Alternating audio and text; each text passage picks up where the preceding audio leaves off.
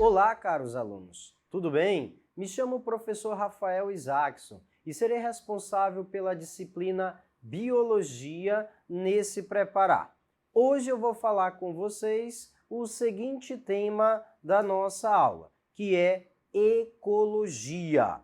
A aula 1, que vai ser a aula de hoje, vão ser os principais conceitos gerais que nós vamos abordar.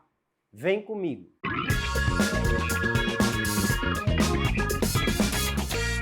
A palavra ecologia, ela vem da palavra grega que significa oiko, casa, logos, estudo. Logo, quando falamos em ecologia, estamos nos referindo ao estudo da casa.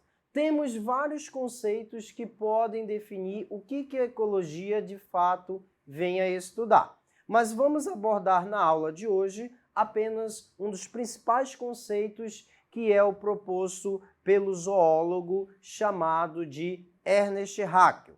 De acordo com ele, em 1866, estudar ecologia é você estudar todas as relações entre os seres vivos e o ambiente no qual eles vivem. Então existe essa interação entre seres vivos e meio ambiente. Nós vamos abordar agora a importância da ecologia. Por que estudamos essa área da biologia? Quando falamos em ecologia, é uma área que abrange todo o estudo da nossa casa. Então nós temos que tratar bem da nossa casa. Como? Utilizando, de uma maneira prudente os recursos naturais, a racionalização dos recursos naturais, como a água, como o solo, tudo que a mãe natureza pode nos dar. Também o controle da poluição urbana. Nós, seres humanos, temos o hábito de degradar boa parte do aspecto ambiental. Poluição atmosférica, poluição sonora, a poluição aquática e as demais poluições que também vamos comentar um pouco para vocês. O controle do crescimento das populações. Também ele é muito importante porque ele vai garantir de fato que o ambiente ele consiga suprir a necessidade para todos os seres inseridos nele. E por fim, a melhoria na qualidade de vida. Pensar em ecologia é pensar também no bem-estar de quem está inserido. Quando falamos nessa palavra ecologia, temos que nos lembrar que existem diversos níveis de organização, que são as subdivisões das áreas que a ecologia trabalha. Então, dentro da biologia, a gente começa a estudar o conceito inicial sobre células. Nós já estudamos um pouco em biologia e vimos que célula é a unidade básica constituinte de todos os seres vivos. Essa unidade, por sua vez, ela vai se agrupar, formando uma ideia de tecidos. Várias células se agrupam, formam os tecidos, que por sua vez, esses tecidos se agrupam, formando órgãos, e esses órgãos, por sua vez, se agrupam, formando sistemas, até chegar ao nível de organismo. Mas o nível de organização trabalhado de fato em ecologia tende a ser o nível de espécie. Em biologia, a conceituação de espécie significa todos os indivíduos capazes de cruzar e gerar descendentes férteis. Essa é a conceituação para a espécie. Dentro dessa espécie, nós vamos ter a população. A população biológica que nós trabalhamos em ecologia, ela refere-se a um conjunto de seres de uma mesma espécie que irão compor uma população biológica. Só que essas populações, elas podem interagir e quando várias populações se agrupam, elas vão formar um nível de organização chamado de comunidade. Então, na comunidade, eu tenho diversas populações e essas diversas populações são formadas por indivíduos de espécies diferentes. E, por fim, uma das conceituações mais comentadas em provas é a ideia de ecossistema. O ecossistema ele é formado pela união de dois fatores biológicos. os fatores abióticos, chamados de não vivos, e os fatores bióticos, chamados de vivos. E o último nível, o macrobiosfera. Agora vamos falar um pouquinho a respeito desses fatores abióticos em ecologia. Então, os fatores abióticos, gente, eles são definidos por todos aqueles fatores e aqueles fatores influenciáveis de fato na vida dos seres vivos em um ecossistema. E esses fatores estão subdivididos em clima, temperatura, luz, umidade, água, pH, oxigênio, o solo. Todos eles são fatores não vivos. Na sequência, temos agora os fatores bióticos. Dentro dos fatores bióticos, podemos categorizar todos os organismos que são encontrados em um ecossistema, todos os seres vivos. E aí inclui produtores, como as plantas, produtoras de energia em um ecossistema, os decompositores, como as bactérias e os fungos, e por fim os macroconsumidores, que são os seres que de fato são maiores e se alimentam de outros seres. Essas conceituações em ecologia também trabalhamos bastante a ideia do nível de nicho ecológico. A ideia de nicho ecológico, gente, é o papel, é a função que o ser pode exercer em um dado meio ambiente.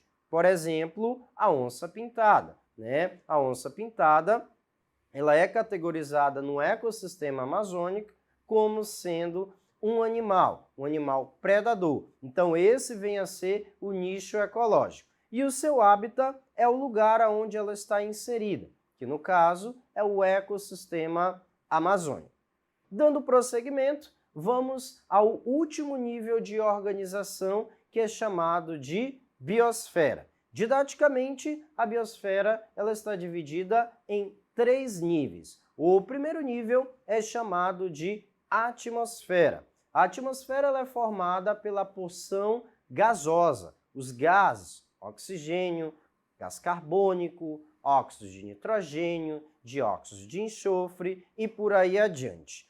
Litosfera, que é a camada superficial, que equivale a algo em torno de 1/4 mais ou menos do nosso planeta Terra, que tem uma biodiversidade significativa, e também a hidrosfera, que compõe praticamente 3/4 do planeta Terra. Apesar de chamarmos de planeta Terra, a maior porção de fato é formada de água. Bem, caros estudantes, agora nós vamos praticar fazendo um exercício referente aos tópicos que nós acabamos de comentar, os conceitos gerais em ecologia. Como poderia aparecer uma questão numa eventual prova para vocês? Então eu peguei aqui um texto base, né, e a gente vai discutir um pouco sobre ele.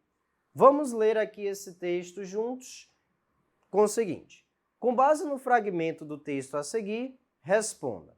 A vegetação original nativa, com suas árvores enormes e centenárias, torna-se mais densa à medida que o comboio avança pelo interior das terras indígenas, mas também há vestígios de destruição. Centenas de troncos de madeiras dispostos no chão e zonas inteiras com sinais de que foram queimadas que abriram aquelas clareiras. Há marcas da esteira de máquinas, tratores na terra, indicando que a ação dos invasores é recente. Vê-se também restos de acampamentos, banheiros e caixas d'água de 5.000 litros usados pelos trabalhadores encarregados de destruir a floresta. Alguns minutos caminhando entre os escombros da mata, os agentes encontram, surpreendido, uma enorme pista de pouso, com cerca de 2 quilômetros de comprimento em plena selva amazônica. O texto é o texto As 1000 Batalhas pela Terra que Incendeiam a Amazônia.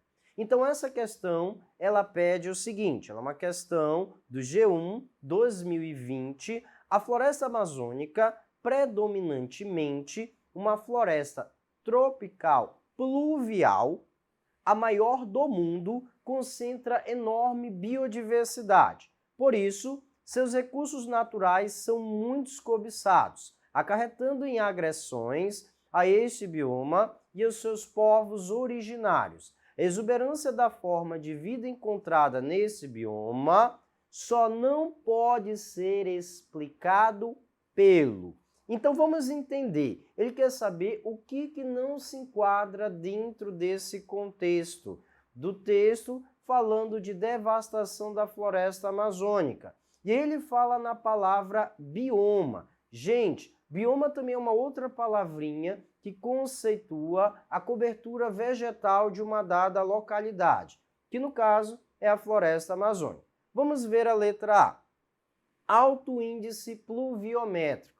Gente, a floresta amazônica chove bastante e por chover bastante, não posso dizer que não está dentro desse contexto. Está dentro do contexto da floresta amazônica ter um alto índice de pluviosidade, tá? Um outro item também é a variedade de nichos ecológicos. O que são os nichos ecológicos? Lembremos, né, os nichos ecológicos lá da onça-pintada. A onça-pintada tem seu nicho ecológico, a capivara tem seu nicho ecológico e a floresta amazônica ela tem uma biodiversidade muito grande. E por ter uma biodiversidade grande, também vai ter uma variedade de nichos ecológicos. Também não poderia ser enquadrado como sendo a alternativa correta. A alternativa correta é a letra C, solo rico em nutrientes. Gente, a floresta amazônica, apesar dela ter uma biodiversidade bem relativa, o solo ele é categorizado como sendo um solo pobre, tá? Ainda ele não é um solo rico em nutrientes que garantiria aí, né, até mesmo uma eventual capacidade agrícola que a gente não encontra muito na nossa região.